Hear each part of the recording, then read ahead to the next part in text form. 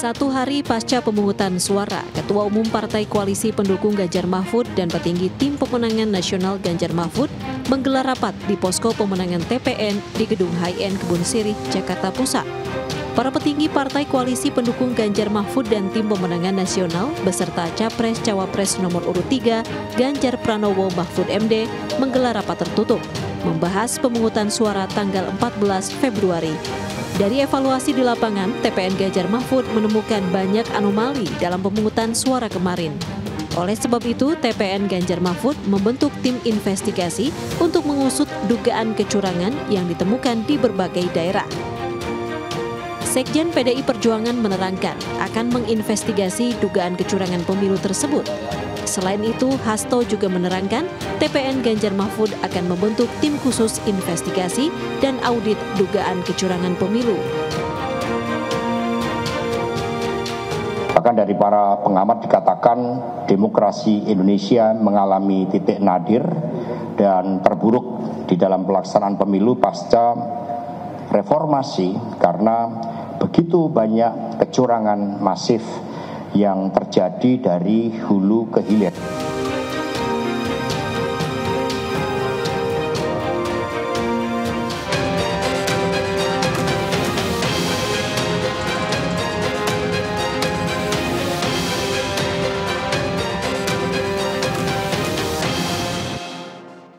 Ya, halo selamat malam pemirsa. Hasil quick count pemilu telah keluar, namun hasilnya masih menjadi perdebatan. Banyak anomali yang terjadi, seperti salah satu partai yang punya suara dominan untuk partainya di parlemen, namun tidak menjadi dominan dalam kontestasi pencapresan. Apakah ada indikasi kecurangan yang masif sehingga anomali ini terjadi? Anda menyaksikan One on One, kali ini bersama saya David Silahoy.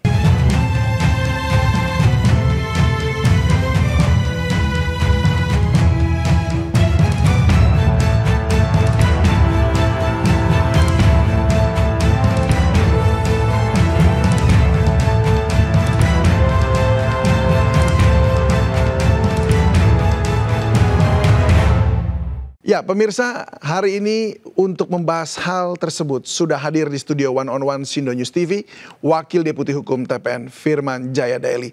Selamat malam, Pak Firman. Selamat malam, Mas David ya. Terima kasih sudah hadir bersama kami ya. Pak Firman, ini kalau kita lihat di kpu.go.id ya, ini ada penghitungan suaranya sudah di broadcast begitu.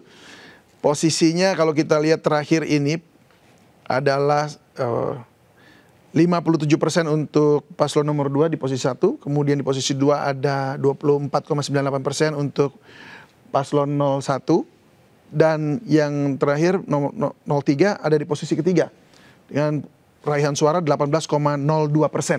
Iya. Ada yang janggal nggak dari penghitungan suara ini kalau menurut dari 03? Itu dari real count ya. Ya. Justru yang menjadi pegangan resmi itu adalah nanti yang hasil yang berbasis pada TPS. Karena itu yang akan dihitung, kemudian juga direkap nanti di berbagai tingkatan. Memang untuk kepentingan publik dan berbagai pihak terkait itu supaya lebih cepat mengetahui, maka ada real count melalui website KPU.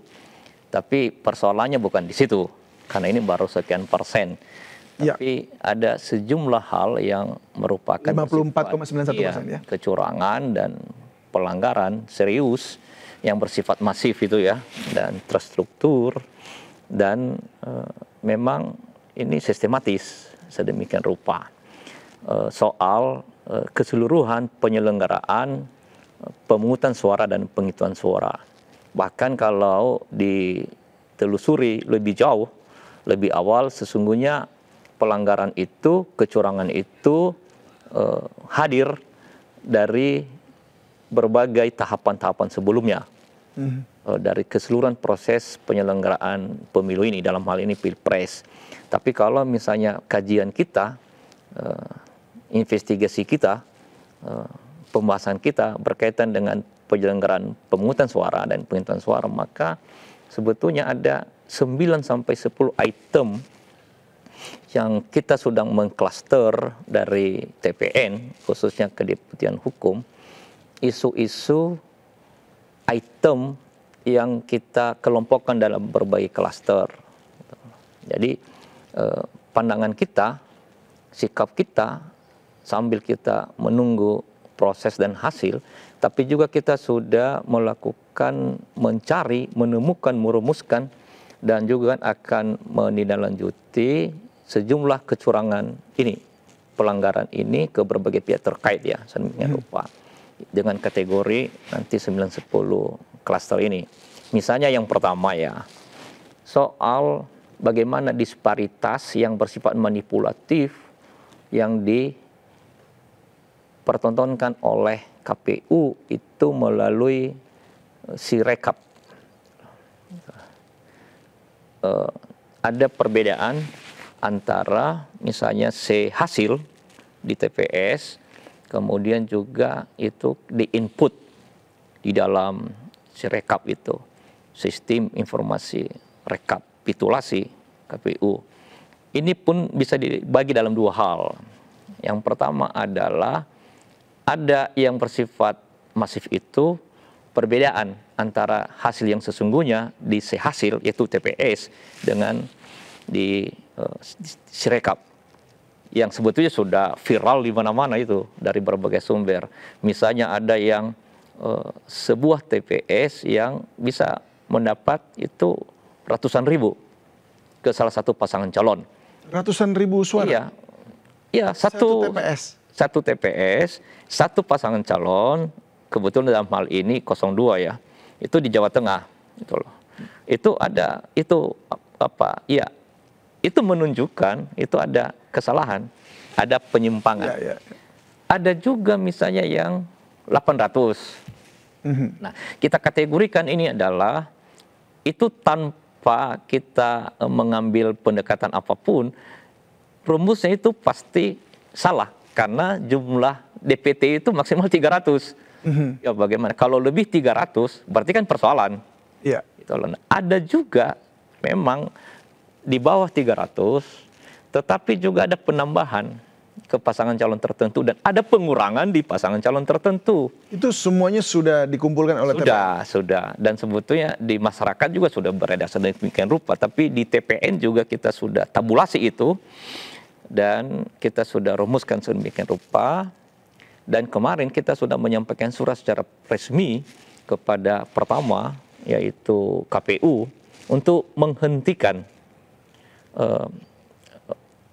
beroperasinya Sirekap ini, karena itu akan mengaburkan pandangan publik, akan menjadikan publik itu menjadikan itu sebagai pegangan, apalagi disiarkan secara resmi oleh KPU. Dan untuk menghindari berbagai kesalahan pelanggaran, maka kita minta secara resmi untuk dihentikan. Nah yang kedua, kita juga sudah menyurati Bawaslu untuk melakukan investigasi menyeluruh terhadap keberadaan Sirekap ini. Karena ini perlu ada namanya misalnya audit investigasi, atau misalnya apa istilahnya itu investigasi yang lebih menyeluruh lah. Tapi kemarin tuh KPU sempat mengatakan pada konferensi persnya bahwa Sirekap ini memang hanya alat bantu saja. Iya. Untuk kemudian apa perlu disempurnakan lagi angka-angka. Kalau pernyataan Ketua KPU mengakui ada kesalahan. Ya betul. Tapi kami menangkap ini bukan kesalahan aja, karena itu tidak hanya satu dua hal. Sebetulnya TPN sudah menyampaikan laporan kepada publik setelah TPN itu menyampaikan laporan ke Bawaslu 2 hari sebelum pemungutan suara, yaitu tanggal 12 Februari, bahwa ada penyimpangan, ada manipulasi, ada kesalahan atau apa namanya antara simulasi di TPS, karena dalam simulasi itu 01 dapat 93, 02 dapat 93, 03 juga 93. Barangkali maksudnya itu rata ya. Ya. Nah, tetapi ketika hasil ini di-input di Sirekap, terjadi perbedaan. Yaitu si 01 tetap 93, 02 naik menjadi 97. Lalu 03 menjadi 92. Ini salah satu contoh yang hadir di hadapan kita sebelum pemungutan suara. Kita sudah ingatkan Bawaslu dan kita sudah beritahu melalui konferensi pers waktu itu bahwa itu hati-hati, karena jikalau ini terjadi di rata-rata TPS kita kan 870-an ribu, gitu ya. Ini baru satu TPS. Itu pada saat pemungutan suara terjadi itu beberapa, dan menurut kami itu bukan hanya kesalahan teknis, karena bisa ditelusuri dari berbagai aspek. Misalnya ya salah satu yang determinan yang utama adalah website Sirekap ini kan di Singapura. Cloudnya Singapura oleh sebuah perusahaan asing. Yeah. Nah, sebetulnya menurut Undang-Undang Pelindungan Data Pribadi kan yang sudah sedemikian itu kan tidak boleh. Tapi argumen KPU bahwa undang-undang itu belum berlaku sebelum ada kerjasama dengan lembaga asing ini. Tapi sesungguhnya kalau KPU sudah menempatkan kepentingan nasional bahwa ini kan soal kerahasiaan negara. Yeah. Ini soal data dokumen yang bersifat penentuan masa depan Indonesia, karena ini pileg, pilpres, pemilihan presiden. Yeah. Dan itu adalah sesuatu momentum peristiwa ketatanegaraan yang memiliki efek serius bagi masa depan Indonesia. Baik. Sebaiknya itu jangan di luar disimpan, dan yang perusahaan, apalagi jikalau misalnya di luar ini ada kerjasama juga tanpa kita menyudutkan siapa-siapa ya, dengan kelompok politik tertentu. Ya itu dia, itu yang mesti dicermati. Iya, jadi tidak sekedar hanya kesalahan teknis sesungguhnya, karena kita udah ingatkan beberapa hari sebelumnya. Tapi masih berulang. Dan tidak ada langkah-langkah untuk perbaikan. Kemudian tidak ada juga penjelasan yang utuh. Gitu loh. Baik, itu. Pak Firman, saya ingin tahu juga apa langkah-langkah hukum setelah menemukan semua ada indikasi-indikasi ini dan ada bukti-buktinya oleh TPN kepada nanti mungkin Bawaslu begitu ya, untuk mempersoalkan mengenai raihan suara ini. Tapi kita akan jeda dulu sejenak. Ya. Dan pemirsa, One on One akan kembali usai jeda berikut ini. Tetaplah bersama kami di Sindo News TV.